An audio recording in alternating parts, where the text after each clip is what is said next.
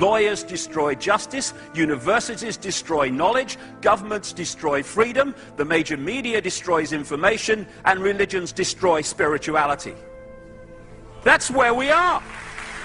If you're tricked into fearing by the media and people talking of weapons of mass destruction and all this over and over again, if you're tricked into going into the fear camp, then what is actually happening is you're relating to the universe through your ego, which is easily controlled and easily deceived. By keeping us involved with fear, it will be very difficult for us to, let's say, ascend. That's the popular word for that. The people who control our society don't want us to go into bliss. Because if our chakras and our kundalini and other things are all awake and we become more divine conscious, as a super conscious and awareness, they have no control over you. If there's nothing to fear except fear itself and you drop that fear, then you have to be in bliss. If you choose love, the ego subsides, you wake up and you start seeing the reality of what's really going on around you. The ego only has a very small vision of what actually is taking place and occurring. And an individual in an ego is very easily controlled. But a person awakening, a person who becomes enlightened, can't be controlled at all. In fact, there's an old saying that an enlightened being plays with the universe the way that a child plays with a ball. Because they see the reality of everything. They can't be tricked. They can't be fooled. It's like a spell has been cast on the human mind to disconnect us from the full magnitude of who we are. And great news is the people in control of breaking that spell is us. Not some external force, us. It's just a choice. We're now in a time, a wonderful time, when balance is returning. You just have to have faith to trust in love, to choose love and to trust in love, and that will end up taking you into a much better place. If you continue to operate out of fear and continue to operate through the ego, then you'll continue to be controlled and you'll continue to be scared, have the shit scared out of you, and you'll continue to not have a clue about what's going on in the world and around you, or even inside you for that matter. The more responsible we become for our actions, the more harmonious the world will be.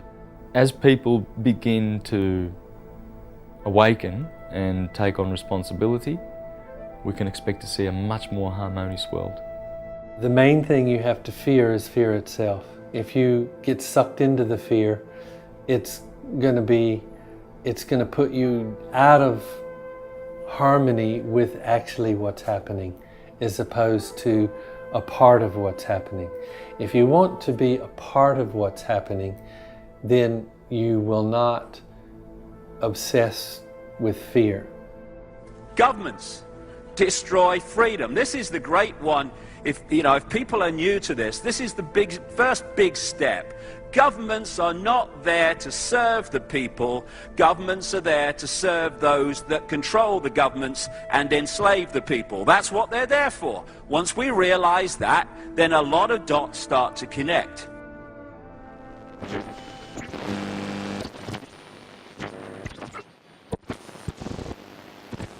The very word secrecy is repugnant in a free and open society. And we are, as a people, inherently and historically opposed to secret societies, to secret oaths, and to secret proceedings. Its preparations are concealed, not published. Its mistakes are buried, not headlined. Its dissenters are silenced, not praised. No expenditure is questioned, no rumor is printed, no secret is revealed. For we are opposed around the world by a monolithic and ruthless conspiracy that relies primarily on covert means for expanding its sphere of influence, on infiltration instead of invasion, on subversion instead of elections, on intimidation instead of free choice, It is a system which has conscripted vast human and material resources into the building of a tightly knit, highly efficient machine that combines military, diplomatic, intelligence, economic, scientific, and political operations. It's supposed to be a hidden elite which own and run the corporations, they own the banks, they own the media, and so they've got total and absolute control of everything just about. They control all the major important institutions of the world. They subvert organisations, they infiltrate organisations, they are very, very active, they send spies all around the world, they hack our telephones and listen to our conversations. We're being spied on by these families. I'm talking about the real owners now.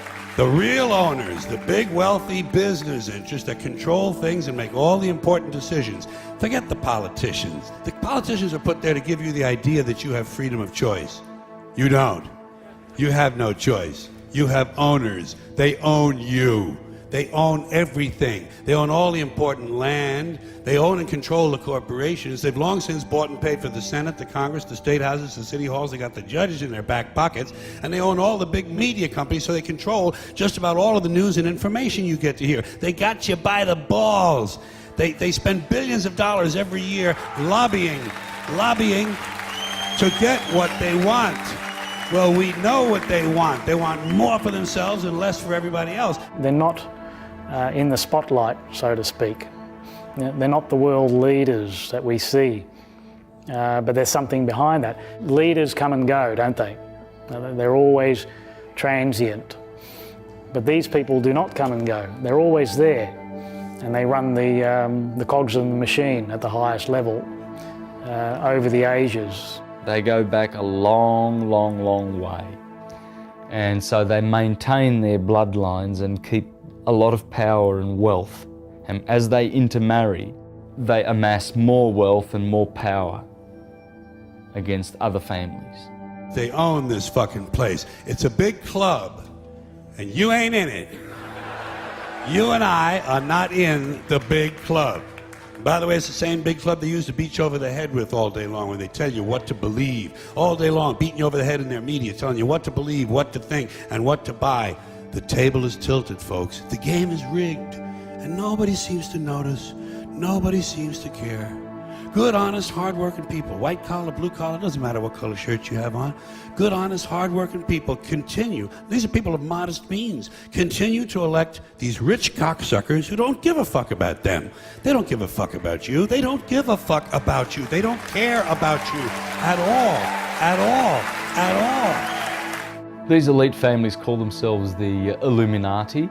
Their symbols are always, you'll have an eye or a pyramid or something like that. Not that these are bad symbols, these are beautiful symbols, but by using these beautiful symbols, they've given them a bad name, so people associate the pentagram and the hexagram with satanic symbols. Well, they're not, they're just nature's symbols. We know you are ruthless. We know you are evil. To David Rockefeller, to the Rothschild representatives here, to the Queen of the Netherlands, to all of you, we tell you, you are not our queens, you are not our kings, you are not our gods. We do not belong to you. We are not your slaves. We stand as free humans, have stood since the beginning of time against the strong men, against the thugs, against the bullies. We will defeat your world government. The Illuminati are after world control. They want a new world order. A new world order. A world where the rule of law, not the law of the jungle, governs the conduct of nations. When we are successful, and we will be, we have a real chance at this new world order, an order in which a credible United Nations can use its peacekeeping role to fulfill the promise and vision of the UN's founders. I had planned another closing message, but I feel compelled to say what I'm about to say. Now, I risk sounding like a conspiracy theorist, but it's no longer a theory. What I'm about to say is fact. The secret organizations of the world power elite are no longer secret. They have planned and are now leading us into a one-world communist government. This is terrorism of the most worst kind, brought on you by our own government. And it's not going to be a nice new world order. It's going to be a fascist oligarchic dictatorship. It's going to be hell on earth. Martial law, concentration camps, but they just want their workers. They want a very, very wealthy, rich class and workers. No smart people, no bottom class, just slaves and them. But I'll tell you what they don't want. They don't want a population of citizens capable of critical thinking. They don't want well-informed, well-educated people capable of critical thinking. They're not interested in that. That doesn't help them. That's against their interest.